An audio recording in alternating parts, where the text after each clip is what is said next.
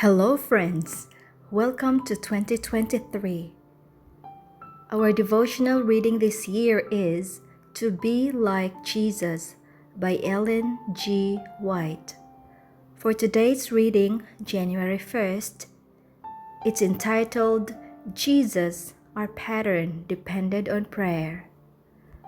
Who, in the days of his flesh, when he had offered up prayers and supplications, with vehement cries and tears to him who was able to save him from death, and was heard because of his godly fear.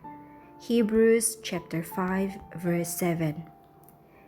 Evening is drawing on as Jesus calls to his side three of his disciples, Peter, James, and John, and leads them across the fields and far up a rugged path to a lonely mountainside.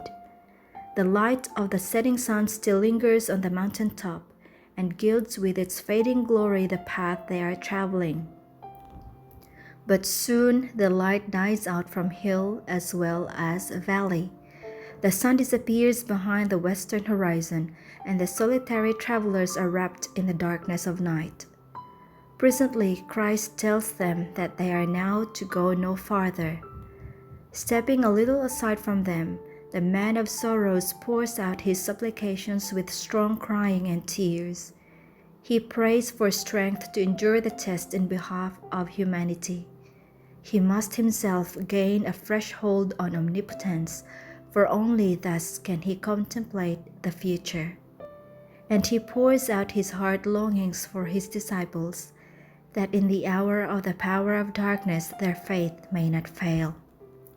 At first, the disciples unite their prayers with his in sincere devotion, but after a time they are overcome with weariness, and even while trying to retain their interest in the scene, they fall asleep.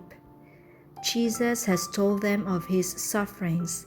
He has taken them with him that they might unite with him in prayer. Even now he is praying for them. The Savior has seen the gloom of his disciples and has longed to lighten their grief by an assurance that their faith has not been in vain.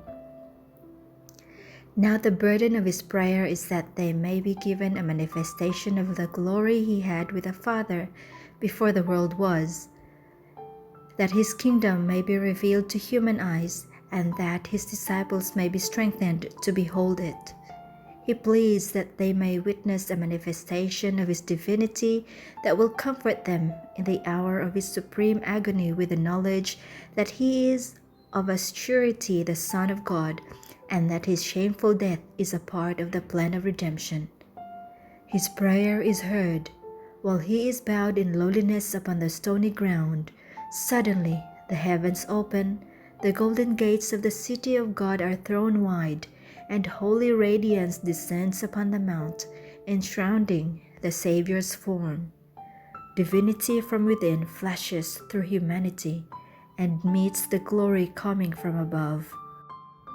Arising from his prostrate position, Christ stands in godlike majesty. The soul agony is gone. His countenance now shines as the sun, and his garments are white as the light.